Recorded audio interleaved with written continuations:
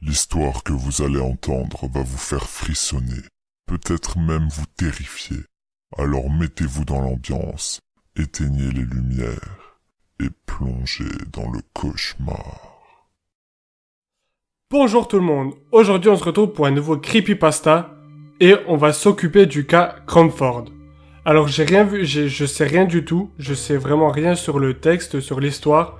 On va commencer tout de suite et j'espère que ça va faire peur. C'est parti. Ce qui va suivre est une partie du carnet de route du docteur Kyle Managan. Né en 1932 en Bretagne, fils d'un marin écossais et d'une serveuse de bar française.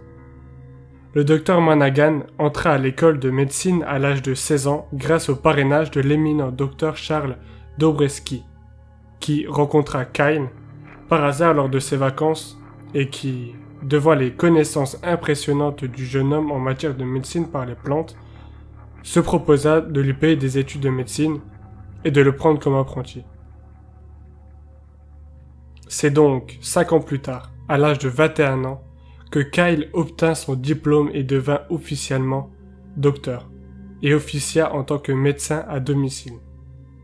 Lors de sa vie, Kyle Managan voyagea beaucoup. Il rencontra d'ailleurs la femme de sa vie, Maya Erzikovski, alors qu'il vivait en Russie.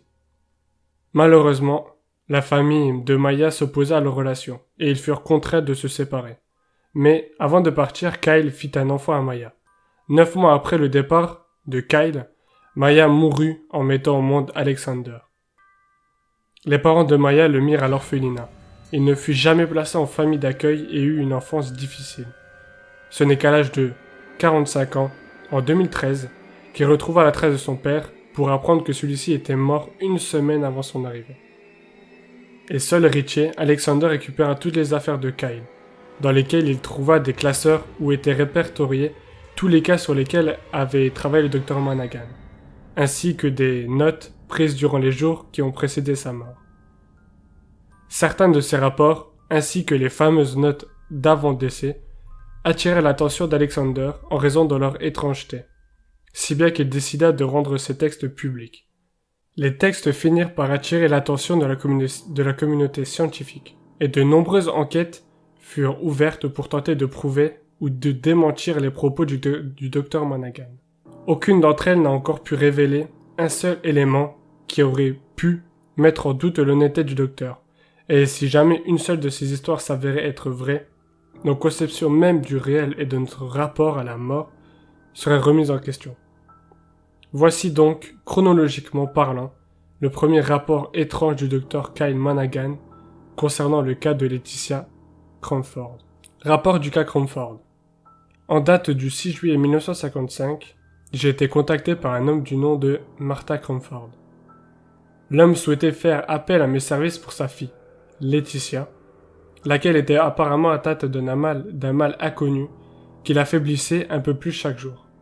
D'après lui, pas mal d'autres médecins avaient déjà renoncé à la soigner et s'étaient avérés incapables de trouver de quoi elle souffrait. J'ai donc quitté mon bureau de Birmingham avec mes affaires pour me rendre en voiture à leur maison, perdue en pleine campagne entre Portsmouth et Brighton. En arrivant, j'ai fait la connaissance de la famille Cromford. Martin, le père, un gros homme moustachu, vétéran de la Seconde Guerre mondiale, très poli. Maggie, la mère, une grande femme habillée à l'ancienne, mais très gracieuse et aimable. Arnold, le fils, aîné des 2 enfants, un petit gars tout sec avec une queue de cheval et une cicatrice qui parle de la lèvre et arrive au coin du nez. Sûrement faite sur le ring, celui-ci est un boxeur professionnel. Et enfin, je fis la connaissance de Laetitia. Ce fut Maggie qui m'accompagna à sa chambre située au premier étage de leur grande maison victorienne, où elle passait la plupart de son temps à se reposer. Elle était très maigre et toute pâle.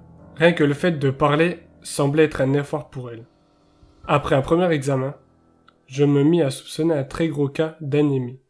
J'ai donc commencé à lui faire suivre un traitement au fer en lui faisant une piqûre immédiatement. J'ai ensuite expliqué à Maggie que son système immunitaire devrait être affaibli et que le moindre rhume pourrait devenir une calamité pour elle. Elle m'a répondu qu'elle prendrait toutes les précautions possibles en commençant par veiller à ce que la fenêtre de sa chambre soit dorénavant fermée la nuit.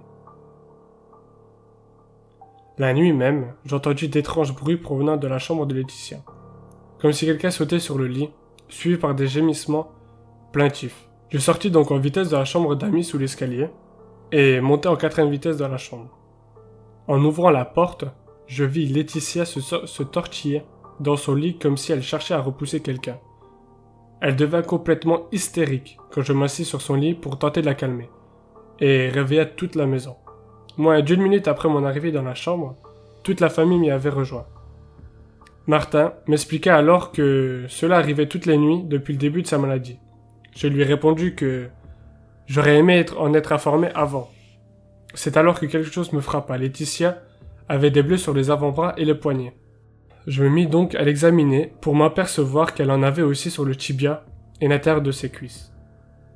Elle n'avait rien plus tôt de la journée quand j'avais effectué mon premier examen. Et ce n'est pas moi qui lui ai fait ça en la retenant car je la tenais par les épaules. Personne n'avait pu lui faire ses traces. C'est alors qu'Arnold s'étonna de voir la fenêtre ouverte malgré mes recommandations et me demanda si j'avais finalement changé d'avis.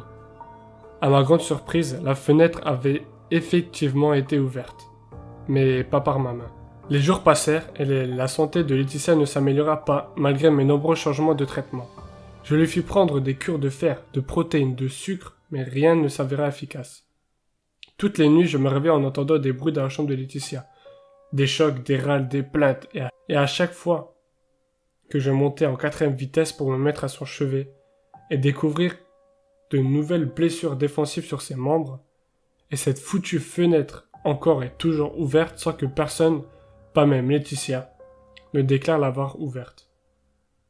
J'avais mis un cadenas à la fenêtre et gardais la clé avec moi, pour éviter que qui ou quoi que ce soit ne puisse l'ouvrir.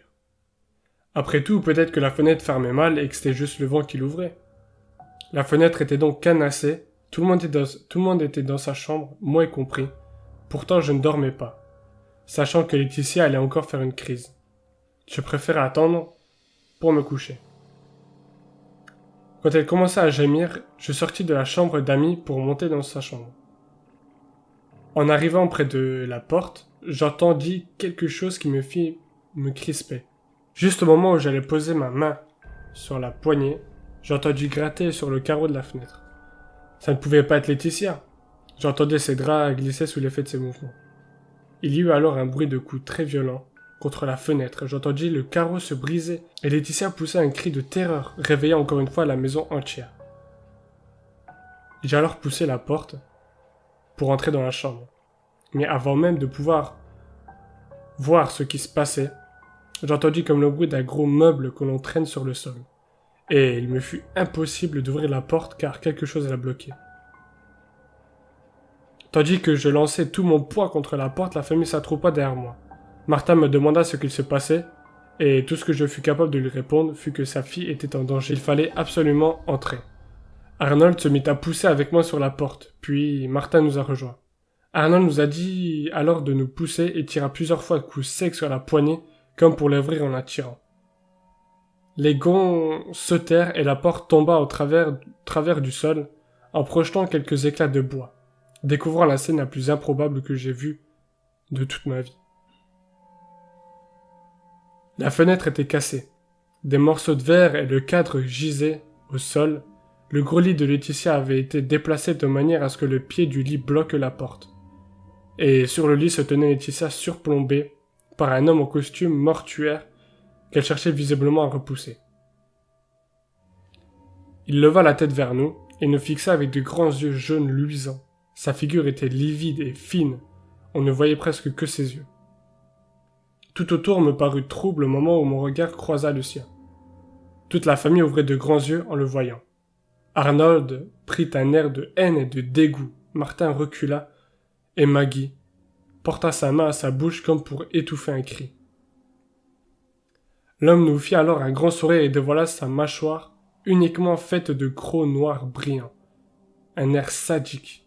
Il ouvrit grand la bouche et commença à la porter au cou de Laetitia. Comme par réflexe, je saisis alors un morceau de la porte à mes pieds lui sautait dessus et le saisit par le cou pour l'éloigner de Laetitia. Je lui ai enfoncé alors le morceau de bois dans le crâne. Un sang épais rouge foncé voire noirâtre coula de son front. Il recula jusqu'au fond de la pièce comme porté par le vent et poussa un horrible cri de douleur en crispant son visage. Ses yeux parurent sortir de sa tête et sa mâchoire se décrocher. Il retira alors doucement le morceau de bois de sa tête, poussant des cris toujours plus horribles et en agitant sa tête comme pris de spasmes de douleur. Il retira facilement 10 ou 15 bons centimètres de son crâne et jeta le morceau du bois au sol devant lui. Le sang ne cessait de couler de sa tête en un gargouillis ignoble.